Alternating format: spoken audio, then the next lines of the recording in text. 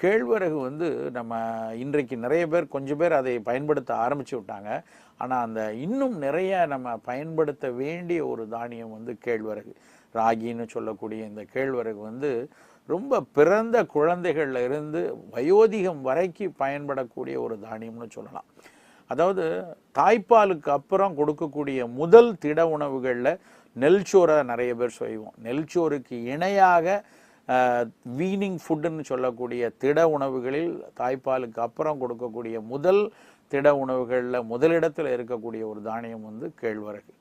Eight அப்படின்னு ஒரு organisation இருக்குது. அவங்க வந்து ஆக்ஷன் ஃபார் இந்தியன் டெவலப்மெண்ட் சொல்லிட்டு அந்த நிறுவனம் வந்து ஒரு மிகப்பெரிய அளவில் விலை குறைந்து குழந்தைகளுக்கு ஊட்டம் தரக்கூடிய வீனிங் ஃபுட் எது அப்படின்னு ஒரு ஆராய்ச்சி பண்ணாங்க.